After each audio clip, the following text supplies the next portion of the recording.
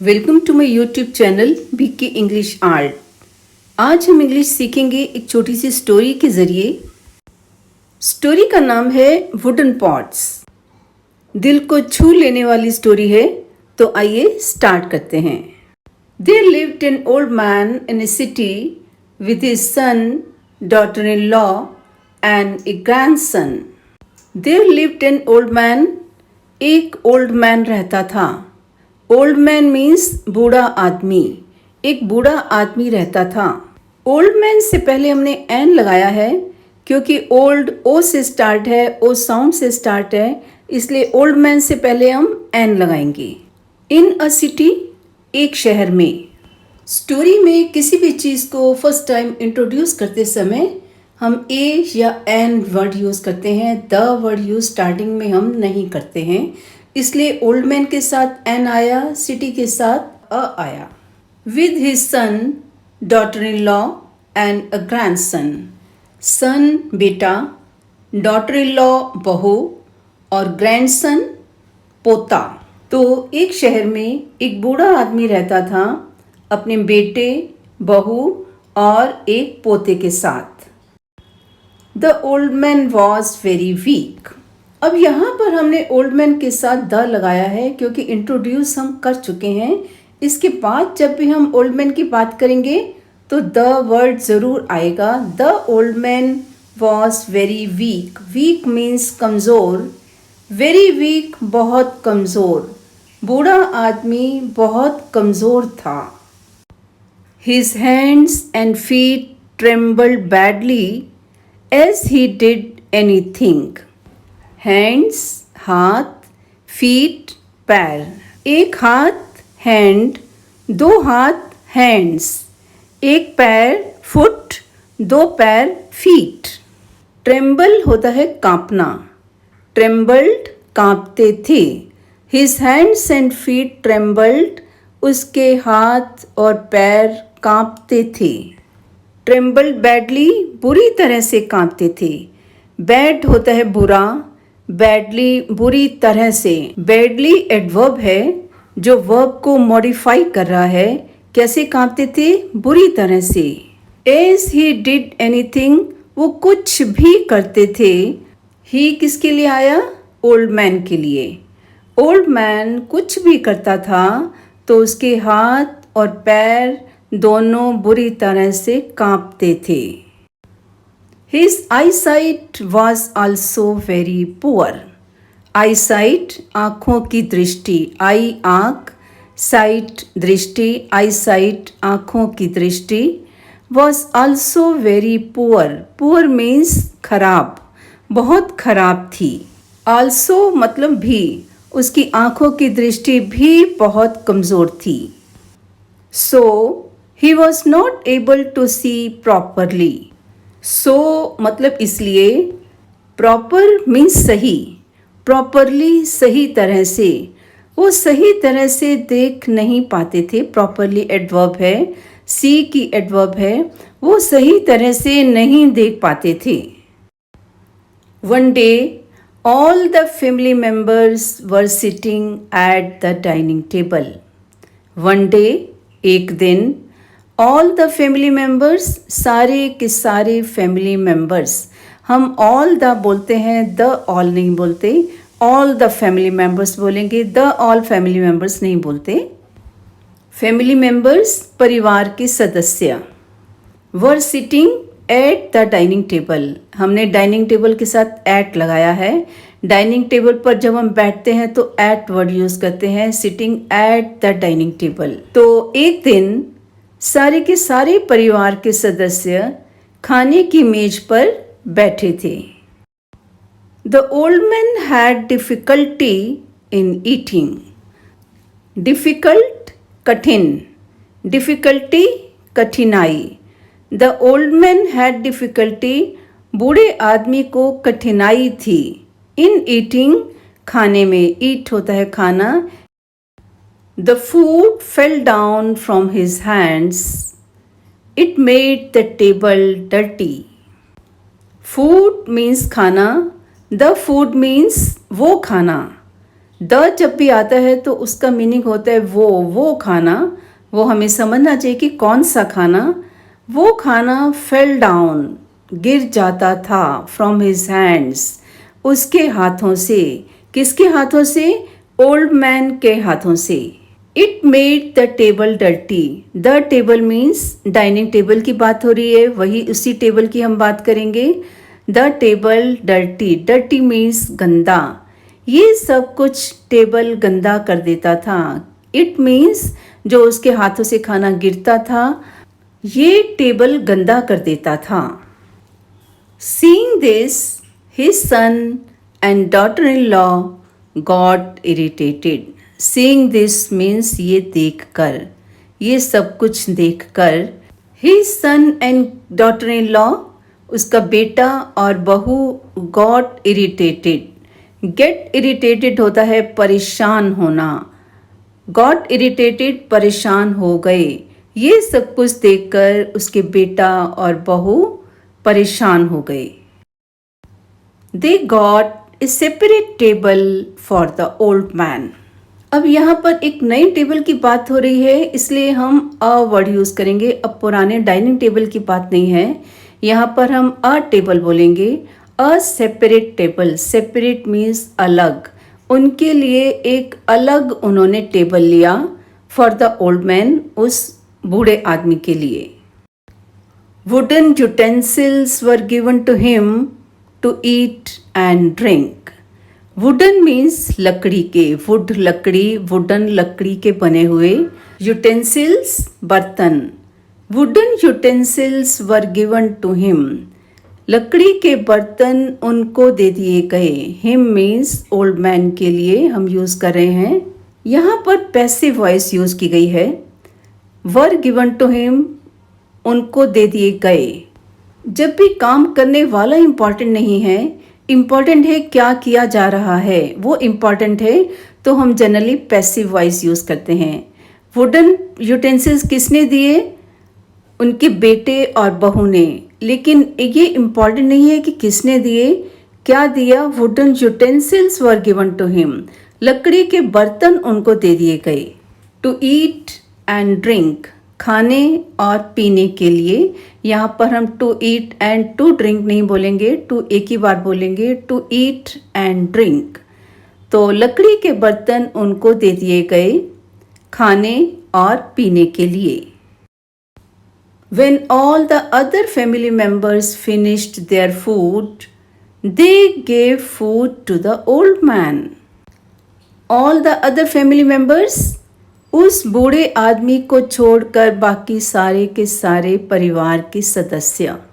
Finish होता है खत्म करना। जब बाकी सारे परिवार के सदस्य खाना खा लेते थे, खाना खत्म कर लेते थे, they gave food to the old man. They means बेटा और बहू, दोनों के लिए दे वर्ड यूज किया गया है। दे गेव फूड, वो खाना देते थे। टू द ओल्ड मैन, बूढ़े व्यक्ति को। The old man ate food alone. Ate, eat की पास्ट फॉर्म है, ईट खाना, एट खाते थे या खाया। वो बूढ़ा आदमी अकेला ही खाना खाता था। एलोन अकेला, वो बूढ़ा आदमी अकेला ही खाना खाता था। All through his life he never ate food alone. All through his life, पूरी जिंदगी में, पूरी जिंदगी में he never means कभी भी नहीं। he never ate food alone, वो कभी भी अकेले खाना नहीं खाते थे। तो पूरी जिंदगी में वो कभी भी अकेला खाना नहीं खाते थे। So he was feeling hurt and wept bitterly. Feel hurt, दुखी होना, दुखित होना। He was feeling hurt, वो बहुत दुखी होते थे। Wept bitterly, weep होता है रोना। Bitterly means बहुत बुरी तरह से। Weep bitterly, बहुत बुरी तरह से रोना। So means इसलिए, इसलिए वो बहुत दुखी होते थे और बहुत बुरी तरह से रोते थे। He remembered those good days when he used to sit with all family members and enjoyed the food. Remember means याद करना. He remembered those good days. वो उन अच्छे दिनों को याद करते थे. When he used to sit, जब वो बैठा करते थे. Used to हम कब बोलते हैं? जब हमें पास्ट में एक काम करने की आदत होती थी तब हम बोलते हैं used to. He used to sit. वो बैठा करते थे, उनकी आदत थी वो बैठा करते थे with all family members, सारे members, family members के साथ and enjoyed the food. और खाने के मज़े लेते थे. एन्जॉय करना, मज़े लेना. जॉय होता है खुशी, एन्जॉय खुश होना. तो वो बूढ़ा व्यक्ति उन अच्छे दिनों को याद करते थे जब वो सारे के सारे फैमिली मेम्बर्स के साथ बैठते थे और खाने का आनंद उठाते थे. But now his son and daughter-in-law scolded him for dropping the food and water on the table. लेकिन अब क्या है? His son and daughter-in-law, उसका बेटा और बहू scolded. Scold होता है डांटना. Scolded डांटते थे. क्यों डांटते थे? For dropping the food and water on the table. क्यों? क्योंकि वो खाना और पानी टेबल के ऊपर गिरा देते थे, इसलिए उनके बेटे और बहू दोनों उनको डांटते थे. The old man was forced to tolerate all the insult by his own family members. यहाँ पर फिर पैसिव वॉइस यूज की गई है. The old man was forced. उसको मजबूर किया गया था. किसने मजबूर किया गया था ये इम्पॉर्टेंट नहीं है. किसको मजबूर किया गया था ये इम्पॉर्टेंट है. तो हम बोलेंगे The old man was forced to tolerate. Tolerate होता है बर्दाश्त करना. All the insult, सारी की सारी बेइज्जती. By his own family members, उसके अपने ही परिवार के सदस्य. तो कौन मजबूर करता था? By his own family members, उसके अपने ही परिवार के सदस्य. ये सब्जेक्ट था. इसको हमने पैसिव वॉइस में ऑब्जेक्ट बनाकर by लगा देते हैं. By his own family members. तो बूढ़े आदमी को मजबूर किया जाता था बर्दाश्त करने के लिए सारी की सारी बेइज्जती उसके अपने ही परिवार के सदस्यों के द्वारा. His grandson observed everything minutely. Observe होता है ध्यान से देखते रहना, ध्यान से वॉच करते रहना. Observe. Everything हर एक चीज़. Every हर एक थिंग चीज़. एवरीथिंग हर एक चीज़. माइन्यूटली. माइन्यूट होता है बारीक. माइन्यूटली बहुत बारीकी से. His grandson observed everything minutely. उनका पोता हर एक चीज़ को बहुत बारीकी से ऑब्जर्व या देख रहा था. One day the grandson was sitting with a nail, a piece of wood and a hammer. One day एक दिन द ग्रैंडसन वॉज सिटिंग, उनका पोता बैठा हुआ था. With a nail. नेल होता है कील. नेल वैसे नाखून भी होता है लेकिन यहाँ पे आएगा कील.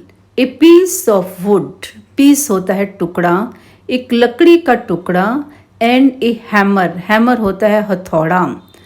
एक दिन उनका पोता बैठा हुआ था एक कील, एक लकड़ी के टुकड़े और एक हथौड़ी के साथ.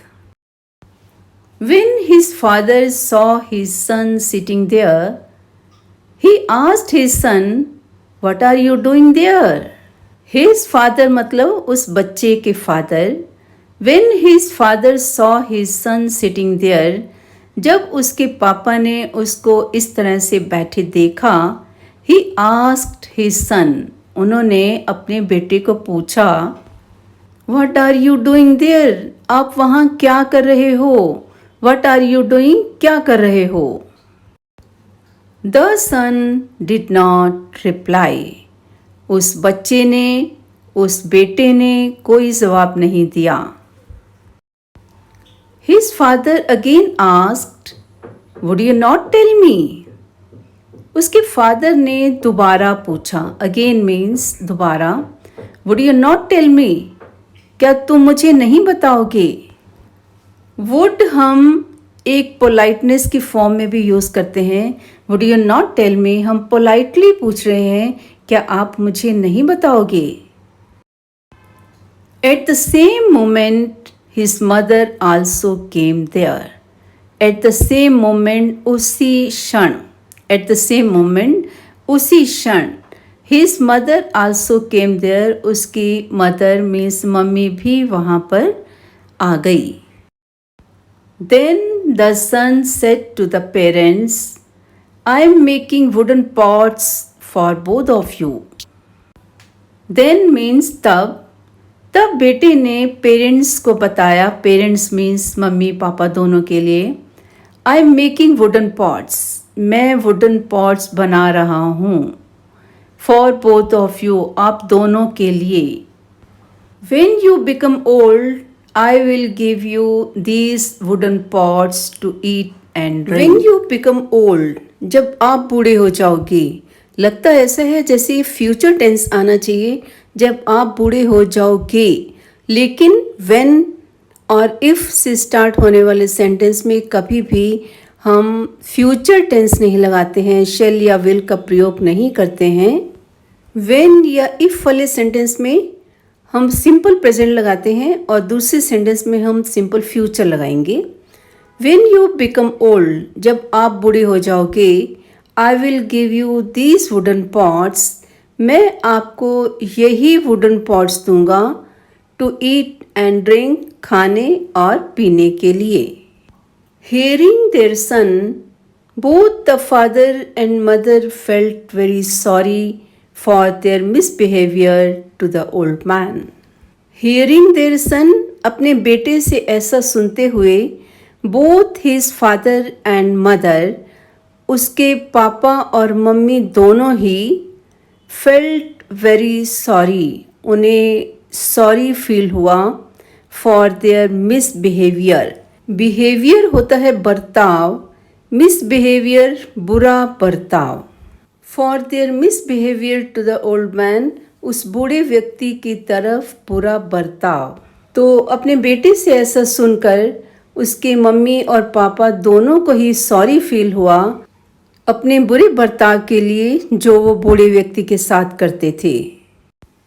दे could not speak even a single word. They could not speak, वो बोल नहीं सके। कैन और कुड हम यूज करते हैं वहाँ पर जहाँ पर हम कोई काम कर ही नहीं सकते। कुड नॉट स्पीक, वो बोल ही नहीं सके। They could not speak, past tense की बात है। They could not speak even a single word, एक शब्द भी। इवन शब्द का हम जोर देने के लिए कहते हैं भी, एक शब्द भी। इवन अ सिंगल वर्ड, एक शब्द भी। Tears roll down their cheeks. Tears आंसू, रोल डाउन रोल होके नीचे गिरना, देयर चीक्स उनकी गालों से। आंसू उनकी गालों से बहते हुए नीचे गिरने लगे। Thereafter they started respecting the old man and took great care of him. Thereafter उसके बाद they started respecting the old man, उन्होंने उस बूढ़े व्यक्ति की रिस्पेक्ट या इज्जत करनी शुरू कर दी। And took great care of him, और उनका बहुत ध्यान रखने लगे। मॉरल ऑफ द स्टोरी, या इस कहानी से हमें क्या सीख मिलती है? Take care of old parents, अपने बूढ़े माता पिता का ध्यान रखो। बूढ़े माता पिता शारीरिक रूप से कई बार लाचार हो जाते हैं, तो इसलिए हमें उनका ध्यान रखना चाहिए। Take care of old parents.